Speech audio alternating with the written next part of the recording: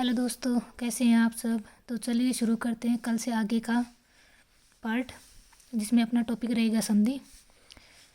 तो पहला प्रश्न है, व्यवस्था में संधि है यण, दीर्घ, वृद्धि और गुण। तो इसमें आएगी यण। यण संधि में आप लोगों को ध्यान रखना कि जब भी आपको आधा अक्षर मिले तो वहाँ आपका लगभग यण संधि का ही एग्जाम्पल माना जाएगा। तो इसमें आपका आंसर हो जाएगा ए। फिर अगला प्रश्न, पवन शब्द का संधि विच्छेद होगा। पवन का शब्द का संधि विच्छेद होगा। पै धन वन नहीं, पव प्लस अन नहीं, पो प्लस अन, पव प्लस न। तो इसमें ऑप्शन होगा सी और इसमें आएगी अयादि संधि। अगला प्रश्न, किस शब्द में गुण संधि है। गुण संधि में आप लोगों को याद रखना है कि ऐ और औ की मात्रा हमेशा आप लोगों को मिलेगी। तो पहला ऑप्शन है सिंदूर में, इसमें नहीं है। भारतेंदु इसमें है, नारीश्वर में नहीं है, लोकेश्वर में है, लेकिन इसमें आई की मात्रा है। तो ऑप्शन हमारा बी हो जाएगा। अगला प्रश्न, महाधन उदय बराबर क्या होगा। तो हम लोगों को इसमें संधि बनानी है। महाधन उदय होता है महोदय।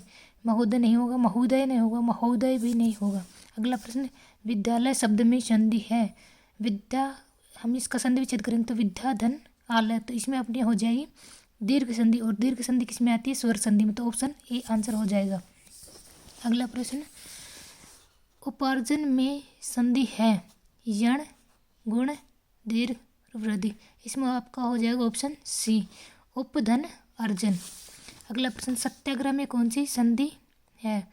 व्यंजन संधि, दीर्घ स्वर संधि, यण स्वर संधि और विसर्ग संधि। तो इसमें आपका आंसर हो जाएगा दीर्घ स्वर संधि, यानी कि सत्या धन आग्रह।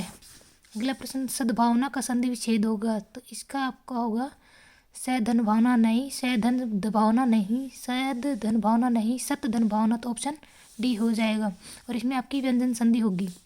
अगला प्रश्न, वृक्ष छाया का संधि विच्छेद होगा।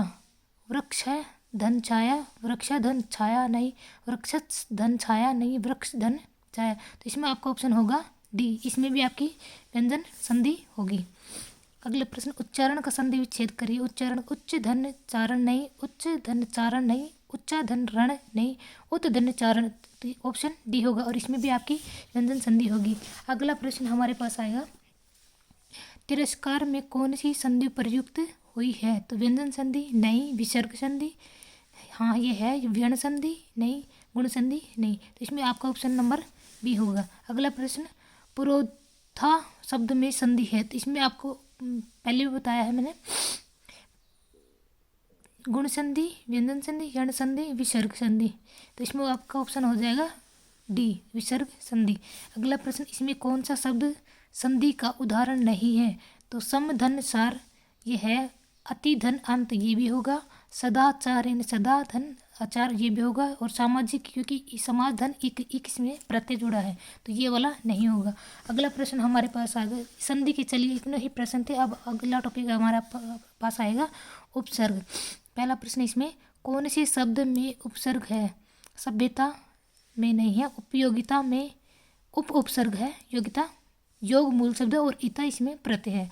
भटकता में भी उपसर्ग नहीं है, पूजा में भी उपसर्ग नहीं है। तो आंसर हमारा बी हो जाएगा। अगला प्रश्न, विकृति में उपसर्ग है।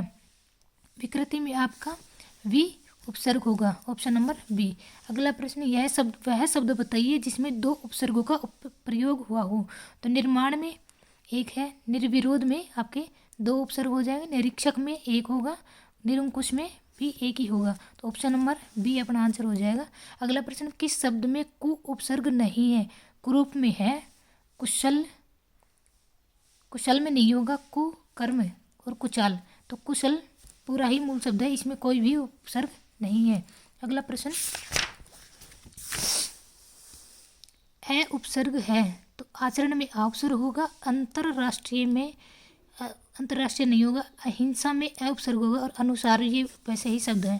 तो इसमें हमारा आंसर हो जाएगा सी। अगला प्रश्न, उपसर्ग तत्सम शब्द और हिंदी के प्रत्यय से निर्मित होते हैं।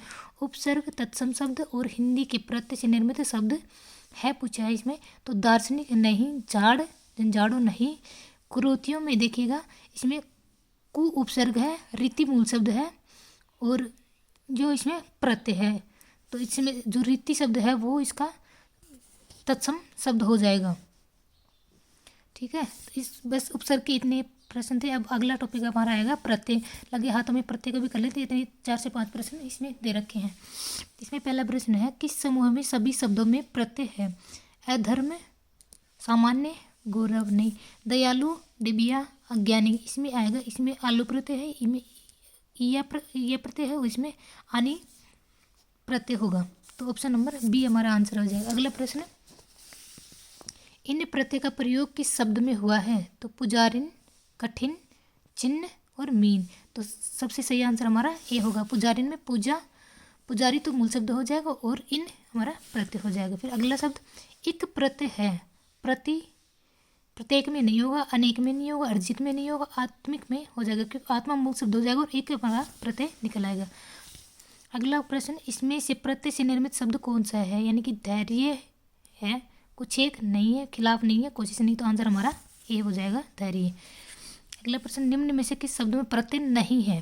पीढ़ियों, विशेष, लड़ना, सैकड़ों। तो ऑप्शन नंबर बी हो जाएगा। अगला प्रश्न, किस शब्द में प्रत्यय नहीं है? लोगों, पशुओं, सदस्यों और पीढ़ी। तो पीढ़ी में हमारा प्रत्यय नहीं है। अगला प्रश्न, किस शब्द में प्रत्यय नहीं है? तो कोशों, दान, बनेगी, दातृत्व। तो इसमें हमारा ऑप्शन नंबर बी हो जाएगा। अगला प्रश्न, वह शब्द बताइए जिसमें संधि तथा प्रत्यय दोनों का प्रयोग हुआ है? रंगीनी, ध्वंसावशेषों, अधीरता और संप्रदायवाद। तो इसमें भी हमारा ऑप्शन नंबर बी आंसर हो जाएगा। तो चलिए, आज हमने 3 टॉपिक कंप्लीट किए हैं। अगले वाले वीडियो में भी हम 2 या 3 टॉपिक पूरे करेंगे। अगर आपको ये वीडियो अच्छी लगी हो तो लाइक, शेयर एंड कमेंट जरूर करिएगा। Thank you.